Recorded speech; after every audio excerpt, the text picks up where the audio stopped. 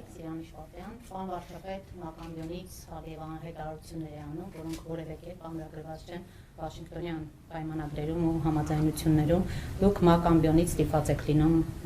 հակազդել, ասել, որ անհասկանալի է ըստ էության այսպիսի հայտարարությունը։ Դրանից հետո փաստորեն Մակամբյոնը վերածվում է երկու երկրների միջև հարցեր պարզելու հարթակի։ Գյանջայում է միջոցառում տեղի ունենում, որտեղ բռունցք են ցույց տալիս 44 են ներկայացնում գրում եւ այլն։ Հիմա այս ամենի ֆոնին, երբ միակողմանի խոսում եք խաղաղության մասին, արդյոք այսպիսով դուք ցանկալին իրականության տեղ չեք փորձում ներկայացնել։ Նախ գիտեք, ես միակողմանի չեմ խոսում խաղաղության մասին, մենք խաղաղության մասին փաստաթղթեր ունենք ստորագրված։ Եվ բացի այդ, այնպես չի, որ ես եմ խոսում միայն խաղաղության մասին, Ադրբեջանն էլ ըստ էության խաղաղության մասով այդտեղ տարընթերցում եւ տարբերություն մեկնաբանությունների մեջ չկա եւ որոշակի թեմաների հետ կապված եւ ելի ուզում եմ մենք ճիշտ մոտենանք հարցին։ Տեսեք, դուք ասում եք ՄԱԿ-ի ամբիոնը դառնում է ինչ ասցիք։ Որոշակի հարցեր պարզելու։ ՄԱԿ-ի ամբիոնը հենց դրա համար է, որ որոշակի հարցեր ոչ թե պարզվեն, այլ պարզաբանվեն, այլ եւ ՄԱԿ-ի ամբիոնը հենց դիրքորոշումները ձևակերպելու, դիրքորոշումները հնարավորինս մոտեցնելու համար է։ Եվ դա նաև իմ մոտեցումն ու ընկալումն է։ Ընդհանրապես, գիտեք ինչ, մենք հետևաբար, եթե ենթադրենք, որ ձեր ամեն ինչ հենց ձեր հարցի տրամաբանության մեջ է եւ չկա որևէ առարկություն ձեր հարցի դիտանկյան հետ։ Եվ ինչ, հաջորդիվ ինչ ուրեմն։ Այսինքն ինձ այդ ընկալումը, որը միջայլոց Հայաստանում կա եւ այդ ընկալումը ծանոթ է նաեւ ինձ եւ ես հաճախ եմ ասում, որ այն բոլոր ընկալումները, որ այսօր Հայաստանում կան եւ որոնց վրա հիմնվելով քննադատվում է այդ թվում մեր գործողությունները, այդ թվում իմ գործողությունները, ես այդ ընկալումների կրողն եմ եղել։ Այդ ընկալումներից ոչ մեկը ինձ օտար եւ անծանոթ չէ։ Հենց այդ եմ ասում, որ այդ թվում իրական Հայաստանի գաղափարախոսության մեջ կա մի շատ կարևոր էլեմենտ, խոսքը վերափոխման մասին է, խոսքը ինքնահայեցման մասին է եւ այնտեղ կան ձևակերպումներ, որոնք հետեւյալի մասին է, ասում ենք, որ ճշմարտությունը, որը հայեցման չի ենթարկվել, ինքը այդ կարգավիճակ կորցնում է։ Տեսեք, մենք մեր իրականության մեջ հետևյալն է ամեն ինչ, հետևյալ դիտանկյունից է դրվում, Ադրբեջանն էս ասեց, մյուսն ասեց, երրորդն ասեց, չորրորդն ասեց, հինգերորդն ասեց, ու միշտ գործնականում միշտ տեսադարձից դուրս է թողնվում, թերևս ամենակարևոր հարցը, իսկ մենք ինչ ենք ասում։ Հենց տեսեք, մենք երկար տարիներ խոսել ենք Հայաստանի սուբյեկտայնացման մասին, որ Հայաստանը ոչ թե միջազգային հարաբերությունների սուբյեկտ է, այլ միջազգային հարաբերությունների օբյեկտ է։ Դա ինչի՞ց է եղել, որ մեզ երբեք չի հետաքրքրել, թե մենք ինչ ենք ասում։ Մեզ հետաքրքրել է, թե ուրիշները ինչ են ասում։ Հիմա ո՞րն է փոփոխությունը։ Մեզ համար ամենակարևորն է, թե մենք ինչ ենք ասում։ Մեզ համար ամենակարևորն է, թե մենք ինչ դիրքորոշում ունենք, եւ մեզ համար ամենակարևորն է, որ մենք մեր դիրքորոշումները ինչքանով ենք համապատասխանեցնում, այսպես ասած, միջազգային երթևեկությանը եւ երթևեկության կանոններին։ Օրինակ, հիմա շատ Հայաստանում տարածված խոսույթ է, որ Հայաստանը, չգիտեմ, ում պահանջնակատարում է, մեկի պահանջնակատարում, Հայաստանը ոչ մեկի պահանջներ չի կատարում։ Ես այդ օրինակը մի անգամ բերել եմ, ելի կբերեմ այդ օրինակը, որ մի քանի անգամ եմ բերել այդ օրինակը։ Որ ասում եմ, երբ որ մենք ընդ որում մեր պատմության ժամանակ, մեր պատմության ընթացքում բազմիցս լինում է իրավիճակներ, եղել է իրավիճակներ, կներեք այս համեմատությունների եւ զուգահեռների համար, երբ որ մենք վրաերթի ենք ենթարկվում։ Մենք անդադ վրաերթի ենք ենթարկվում ու այդ վրաերթի արդյունքում ինչ ենք անում, սկսում ենք ասել, որ մարդկային արդարություն, մարդկային աշխարհ, անարդար աշխարհ, մարդկային արդարություն, մենք թքենք քո ճակատին, բայց մենք մեր շուրջը մի հատ չենք նայում։ Կարող է դա նրանից է, որ մենք մայրուղու երթևեկելի մասում ենք կանգնած եւ մայրուղու երթևեկելի հատվածում ենք։ Եվ այն որ մենք ասում ենք ժողովուրդ, եկեք կարող է մենք ոչ թե պետքա մեզ իմացած մեզ ծանոթ մեթոդով ու որտեղից պատահի անցնենք փողոցը, այլ պետքա անցնենք հետիոտնային անցումով։ Դա կարա մեկնաբանվի, որ այն դիմացի վարորդը կամ այն ուրիշ վարորդները սպառնացին մեզ, եւ մենք այնքան թուլամորթ գտնվեցինք, որ լույսի տակ կանգնել։ Մենք այնքան թուլամորթ եւ անկամ պետություն ենք, որ մենք սկսել ենք հետիոտնային անցումով անցնել։ Մենք այնքան անկամ եւ այնքան թույլ պետություն ենք, որ սկսել ենք երթևեկության կանոններով երթևեկել կամ ուզում ենք սովորենք երթևեկության կանոնները։ Այն ինչ որ տեղի է ունենում, այստեղ է, իմիջիայլոց Հայաստանում կա, չէ, եւ եղել է այդ ընկալումը։ Այ եթե դու քեզ կշիռ ունես, դու պետք է կար, եթե կարմիր լույսի տակով չես անցնում, ուրեմն դու այդքան էլ քո դերը հանրության մեջ այդքան էլ բան չի։ Հետիոտնային անցում, թող հետիոտնային անցումներով միամիտները անցնեն, չեմ ուզում ավելի կոպիտ բառ օգտագործել։ Մենք խի պետք է հետիոտնային, որովհետև մենք ուժեղ տղա ենք, մենք տեն չի։ Մենք մեր պետական հիգիենայի մասին պետքա մտածենք։ Կամ էլ արձանագրենք, երբ որ մենք ուղղակի կանգնած ենք մայրուղու երթևեկելի մասում եւ ուզում ենք այդ երթևեկու 100-ի տակ ընթացող ավտոմեքենաների վարորդներին եւ ավտոմեքենաներին բացատրել, թե ինչա պատմական արդարությունը, թե մեր արգումենտները ինչքան ճիշտ են, կներեք, դա ոչ մեկին հետաքրքիր չի, որտեղ իրանք ուզում են A կետից գնալ B կետը, չէ՞։ Մենք էլ որ երթևեկել գնալիս ենք լինում, եթե շատ ուշադիր ենք, տեր մենք մեկը փողոցի կենտրոնում կանգնած ինչ որ բան է ասում եւ այլն, լավագույն բանը մենք դանդաղեցնում ենք շրջանցում անցնում, որովհետեւ մենք մեր խնդիր ունենք եւ այդ խնդիրն ենք լուծում։ Նկատի ունեի օգոստոսի 8-ից հետո ամիսուկես է անցել ու այս օգոստոսից 8-ից հետո ես ասել եմ իմ օգոստոսի 18-ի ուղերձում կամ գուցե ուրիշ։ Ես խաղաղությունը համատել եմ նոր ծնված երեխայի հետ։ Եվ նոր ծնված երեխան պետքա մեծանա, կայանա։ Այսօր հանդիպումներից մեկի ժամանակ ես այդ բանը բերեցի, օրինակը բերեցի, ասացի մեր երբ որ երեխայի օրինակն էի բերում, ասացի մեր ժողովուրդը մենք մի հատ լավ ասացվածք ունենք, ասում ենք երեխան հիվանդանալով է մեծանում։ Խաղաղություն, այս երեխան էլ է հիվանդանալով մեծանալու, գրիպ անգնելու, մրսելու է, ջերմությունը բարձրանալու է, ընկնելու է, հա?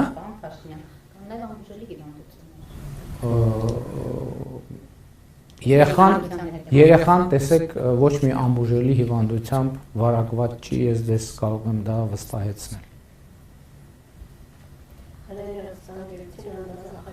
Համերեք կներեք, այդ ուրիշ մեր ուրիշ խնդիրներից մենք գիտեք, որ հազար ներողություն է սա, որ մենք բան ենք անում։ Ես այս վերջերս ասուլիսում Նեսոյի Ղարաբաղնիսի օրինակը ինչի բերեցի, որ դիագնոզը կարևոր չի, մեկը բուժումը նույնն է։ Դոշակները լցնել վրեն ու նստել որ քրտնի, չէ՞։ Բայց մենք հասկանանք, քրտնելը օգուտ է թե վնաս է։ Մեր իրականության, գիտեք ինչ,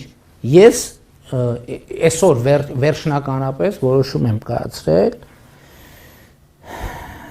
հեսա կծիծաղեք կամ կժպտաք, թե ինչ որոշում եմ կայացրել, դուք գիտեք, որ ես բան եմ անում, սաղմոսներ գիտեմ, անգիր սաղմոսներ գիտեմ, բայց ես այսօր վերջնական որոշում եմ կայացրել, որ առաջիկան պետքա ժամանակ տրամադրեմ առակացի առաջինը անգիր սովորելու համար։ Դուք գիտեք, չէ, առակացի առաջինը որն է, որը Մեսրոպ Մաշտոցը թարգմանել է, բայց ես գրաբարով չեմ անգիր սովորելու, այլ աշխարհաբարով։ Ճանաչել զիմաստություն եւ սխարատ, ինչի, որովհետեւ այդ մենք պետք է հասկանանք։ Եվ ժամանակին ես դրա մասին շատ մտածել եմ, կարծեմ փորձել եմ հոդվածել։ Ինչի՞ է Մեսրոպ Մաշտոցը հենց դրանից սկսել։ Որովհետև կարող եմ մենք պրոբլեմը մեր Մեսրոպ Մաշտոցի ժամանակներից միջև հիմա նույնն է, որ մենք խնդիր ունենք հասկանալու մեր միջավայրը։ Մենք խնդիր ունենք հասկանալու մեզ։ Եվ գուցե պետք է վերադառնամ, իհարկե ես դա այդ կտորը շատ հաճախ եմ կարդում, Բայց ես որոշել եմ ուղղակի կարդալով չբավարարվել։ Ես որոշել եմ դա անգիր անել եւ առիթներով նաեւ բան անել, դա ներկայացնել։ Իմիջայլոց կներեք երկարացնելու համար լրագրողների թիվը քիչ առիթից օգտվում եմ։ Այս վերջերս երբ որ դպրոցականների հետ էի հանդիպում, երեխեքին հարցրի, գիտեք որ առաջին նախադասությունը հայերեն որն ասին, այո գիտենք։ Ասի որն ասել ճանաչել զիմաստություն եւ սխրատ իմանալ զմանս հանճարը գիտեն երեխեքը ասի գիտեք դա ինչ է նշանակում մի մասը գիտեր ասի իսկ գիտեք դա որտեղից է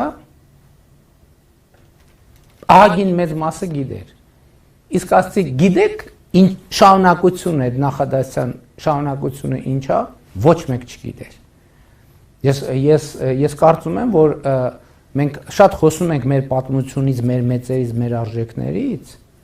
բայց ճանաչել զիմաստություն եւ սխրատ իմանալ զբանս հանճարով, դա վերնագիրն է, ըստ էության մուտքն է առաջին, հետո շարունակությունն է շատ կարեւոր։ Եվ շարունակություն նրա մասին է, որ պետքա կարդալ եւ հասկանալ, հաղորդակից լինել եւ հասկանալ։ Ես ինչից ասի հիվանդության հետ կապված մեր մոտ եւ քաղաքական եւ ոչ քաղաքական դեպքերում այդ ընդունված բանը մոտավորապես գիտես անցնում ես բուժմանը մինչեւ դեռ հələ ամբողջական ախտորոշումը པարզ չի մի անգամից դոշակները լցնում ես գլխին ու նստում վրան ասում ես պետքա քրտնի տեն չի շատ ավելի նուրբ է եւ շատ ավելի բան է եւ ես արձանագրում եմ որ մեր խաղաղությունը նոր ծնված այդ մանուկը մի ամիս 20 օրեկան է, 21 երևի, եւ մենք պետքա հոգ տանենք, բայց գիտելիքով, գիտակցվածքով։ Հա իմիջայլոց ասեմ, նրանք ովքեր տենց խոսում են, այս տրամաբանությունից դուրս, նրանք ուզում են, որ երեխեն բան լինի, ոչ միայն հիվանդանա, այլև մահանա։ Տպավորությունն է, որ մենք ասում ենք, էս ինչ լավ է, առիթից օգտվենք։ Քանի որ ուրիշներն էլ են ուզում, որ այդ երեխեն մահանա, եկեք մենք մեր ձեռով սպանենք այդ երեխուն։ Որովհետեւ Հայաստանում տպավորություն եւ դա կա լիքը մարդ Հայաստանից եւ Հայաստանում եւ Հայաստանից դուրս իրենք շատ ոգևորված են որ ապացուցեն որ սա խաղաղություն չի սա ընդամենը բան փուչ հայտարարություն է ես ասում եմ որ մենք կփորձենք ապացուցել հակառակը եւ թույլ տվեք համոզմունք արտահայտել, որ մենք կապացուցենք հակառակը։ Համից հետ կապված եմ ուզում հարցնել, ինչ-որ կոնկրետ պայմանավորվածություններ ձեռք բերել են գործնական քայլերի երբ սպասել, ու քանի որ դա ընդհանուր խաղաղության խաչմերուկի մի մասն է, այդ ընդհանուրի հետ կապված ինչ-որ զարգացումներ կան, ինչ կա։ Գիտեք, ամերիկյան պատվիրակություն վերջերս այցելել էր Հայաստան, Հայաստանի Հանրապետություն եւ քննարկումները սկսվել են եւ այդ քննարկումները կշարունակվեն։ Այս պայդրությամբ շատ կոնկրետ պայմանավորվածություններ չկան։ Իհարկե ես կարծում եմ, որ նաեւ խնդիրն է նա, որ Միացյալ Նահանգների նախագահ Թրամփի ադմինիստրացիան ակնհայտորեն շատ մեծ գլոբալ օրակարգ ունի, բայց համոզված եղեք, որ այդ գլոբալ օրակարգում հենց Թրամփ Trip ուղու օրակարգը գտնվում է շարունակում է գտնվել եւ Միացյալ Նահանգների եւ միջազգային հանրության ուշադրության կենտրոնում մեծ բան կա, հետաքրքրություն կա, բայց այստեղ էլ այն դեպքը, որ էլի մեր բանն է նա, մեր ընկալումն է նա, որ օգոստոսի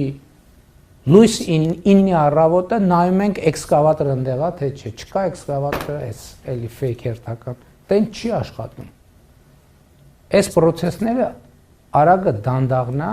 առանց ընդհատումների, որտեղ այն ինչ որ փորձենք արագ անել, չի ստացվելու։ Պետք է անենք դանդաղ, բայց առանց ընդհատումների։ Հիմա մենք աշխատում ենք դանդաղ, բայց առանց ընդհատումների։ Հիմա դրանից հետո մեկ քայլ առաջ որ արվել է, որն է եղել այդ քայլը հնարավոր է ասել։ Քայլ առաջ չի արվել, եղել է process-ի շարունակություն, որովհետև քննարկումներ են սկսվել արդեն կոնկրետ բովանդակությունների վերաբերյալ եւ այլն եւ այդպես շարունակ։ Նախագծման շուրջ կոնկրետ հիմա մենք աշխատում ենք թե ով պետքա նախագիծ անի, ոնց պետքա նախագիծ անենք, ով պետքա ֆինանսա, որովհետեւ երկաթում պետքա նախագծվի, չէ։ Էդ էլ է մեր մոտ օրինակ տուն կառուցելու մեր մեթոդը ո՞րն է եղել ավանդական։ Այդ թվում մեր տունը տենց ենք մենք կառուցում։ Այսինքն Հայաստանի տների ես էլի ուզում եմ ասեմ, այս բաները որ ասում եմ, այդ ուրիշների մասին չէ, իմ մասին է, մեր մասին է։ Մեր տունը տենց ենք կառուցել։ Որոշել ենք տուն կառուցենք։ Ինչքան փող կա, հավաքեք, գնացինք քար ցեմենտ առանք, սկսեցինք քանդել, կառուցել։ Կառուցում տենք չեն կառուցում։ Պլանավորում են, նախագծում են, նախագիծը պետքա փորձաքննության նայել, տենաց պատուհանները ճիշտ տեղն ես դրել, որովհետև պարզվում է, որ պատուհանը նստեղ ես դրել, որ ձմեռը շոկից ես խեղդվում, ամառը ցրտից սառում ես։ Այդ ամեն ինչը կամ Ելեմ որ ձմեռը շոկից խեղդվում ես, հա։ Ես տենց ասացի։ Ամառը շոկից ես խեղդվում, ձմեռը ցրտից սառում։ Շատ լավ։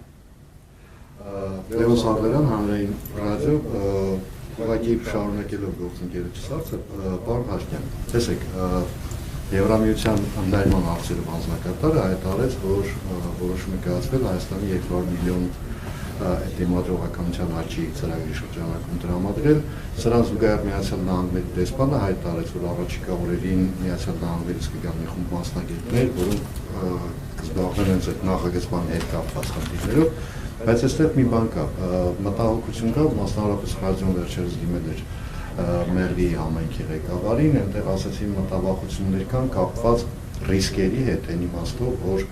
այնտեղ անցնում են բավական մեծ ջրատարեր եւ այլն, այդ տարածքով մոտավոր որտեղ որ նախատեսվում է հասկացնել Թրամփի ուղին, հիմա նախ արդյոք Եվրամիության եւ Միացյալ Նահանգների գործողությունները այս հարցում սինխրոնացված են, հաշվի առնելով 200 միլիոն ենթակառուցվածքների համար գնալու են կեղտելոջ, եւ երկրորդը նախագծման փուլում այդ ռիսկերը, այսինքն այդ օտարման գործընթացը սկսվելու է թե ոչ։ Գերակաշահի տրամադրություն։ Գիտեք, նախ արձանագրենք, որ TRIP ուղին քննարկում է Հայաստան Միացյալ Նահանգներ երկկողմ ձևաչափով։ Երրորդ կարա ներգրավի ցանկացած երրորդ կողմ, որի շուրջ Հայաստանն ու Միացյալ Նահանգները ձեռք կբերեն համաձայնություն։ Իհարկե մենք շահագրգռված ենք Եվրամիությունը մեզ համար վստահելի գործընկեր է, եւ մենք շահագրգռված ենք, որ մեզ համար վստահելի ավելի ու ավելի շատ գործընկերներ ներգրավեն, բայց ելի զուտ կոռեկտության առումով ֆիքսվել է, որ Հայաստանն ու Միացյալ Նահանգներն են թեման քննարկում եւ երրորդ կողմերը կարող են ներգրավել երկու կողմերի համաձայնության դեպքում։ Հիմա տեսեք, ասում եք մտահոգություն կա, որ ջրատար կա այնտեղ։ Մեր թղթերում եւ մեր պայմանավորվածություններում չկա, որ մենք ջրերը կտրում ենք, հացը կտրում ենք, օդը կտրում ենք, լույսը անջատում ենք եւ դրա փոխարեն ստեղծում ենք TRIP ուղի։ Այսինքն, գիտեք ինչ, այս էլի ճանաչել զիմաստություն եւ սխրատի թեմայով է, էլի։ Ինչի՞ց է կանխավարկածը, որ եթե լինելու է երկաթուղի, ուրեմն ջուր չի լինելու։ Եթե լինելու է սովորաբար հակառակն է ալնում։ Այնտեղ որտեղ երկաթուղի է լինում, ջուրը պարտադիր պայման է, որովհետև այդ թվում առանց ջրի երկաթուղի չի կարա լինի։ Որտեղ երկաթուղի կա, այնտեղ հաց կա, որտեղ երկաթուղի կա, այնտեղ բարեկեցություն կա։ Բայց մեր դեպքում մի քիչ եթե երկաթուղի կա, ուրեմն հաց չկա, ջուր չկա, անվտանգություն չկա, մարդ չկա, ինքնիշխանություն չկա, տարածքային ամբողջականություն չկա։ Մենք մեզ ներշնչված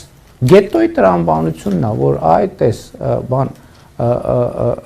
իրավունք չունի, պետք է փակված մենք ապրենք, որ մեր ինքնությունը, մեր անվտանգությունը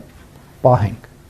Այդպես չի։ Ընդհակառակը ժամանակակից աշխարհում պետք է շատ շփվել։ Պետք է խոսել, պետք է հասկանալի լինել, խոսել, հասկանալու համար աշխարհը եւ հասկանալի լինելու աշխարհին։ Եվ մենք հիմա այդ ենք անում։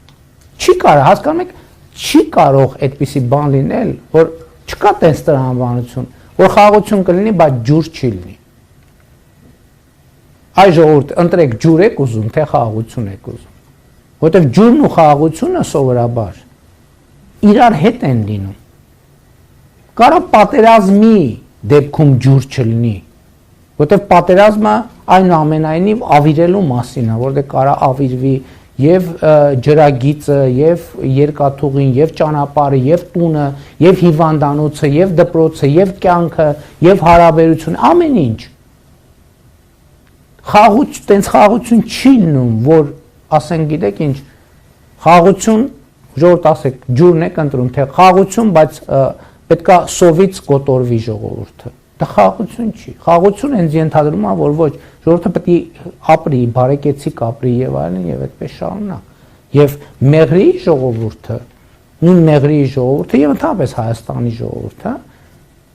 ինքը նաեւ կարա համեմատի այն ժամանակ, որ երկաթուղի կար, իր կյանքը ավելի լավ էր, թե ավելի վատ էր։ Այն ժամանակ, որ որևէ խաղություն կար,